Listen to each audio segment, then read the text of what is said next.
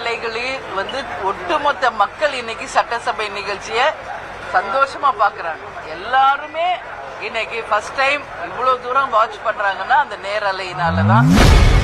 சட்டசபை நேரலையில் ஒளிபரப்பியதற்கு தேமுதிக எம்எல்ஏ பிரேமலதா விஜயகாந்த் தமிழக வெற்றிக் கழக அரசிற்கு நன்றி தெரிவித்துள்ளார். பல விஷயங்கள் இன்னைக்கு பேசியிருக்கு. நாளையிலிருந்து மானிய கோரிக்கை அது பற்றியும் நாங்கள் பேசுவோம். மேடம், இந்த நேரலை தொடர்ச்சியாக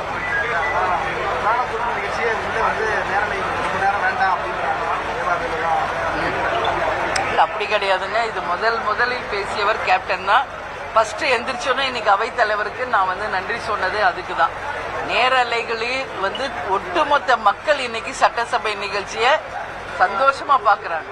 எல்லாருமே இன்னைக்கு ஃபர்ஸ்ட் டைம் இவ்வளவு தூரம் வாட்ச் பண்றாங்கன்னா அந்த நேரலையினாலதான். நிச்சயம் அது இருக்கணும். ஏன்னா மக்கள் தேர்ந்தெடுத்து அனுப்பினவங்க தான் இங்க சபையில உட்கார்றாங்க. மக்கள் வரி பணத்துல தான் சபை நடக்குது. மக்கள் வரி பணத்துல தான் நேரலை செய்ய போகுது. அப்ப நேரலை என்பது ஒட்டுமொத்த மக்களுக்கும் கட்டாயம் போக வேண்டும் என்பதுதான் தேமுதிகவின் நிலைப்பாடு. அதுதான் கேப்டனும் குரல் கொடுத்தாரு. நிச்சயம் அது நடக்கணும். அதே போல நான் அவையில் வைத்த கேமராமேன்களுக்கு கொஞ்ச நேரம் ரிலாக்ஸ் பண்ணணும்னு நான் கேட்டேன்.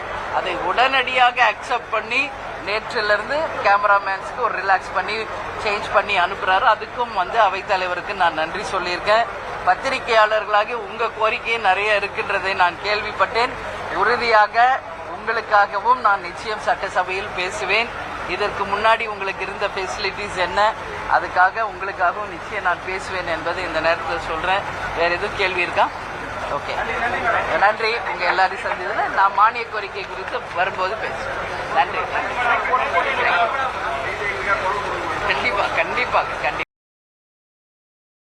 செய்திகளை உள்ளது உள்ளபடி தெரிந்து கொள்ள ரெஃப்ளெக்ட் நியூஸை சப்ஸ்கிரைப் பண்ணுங்க.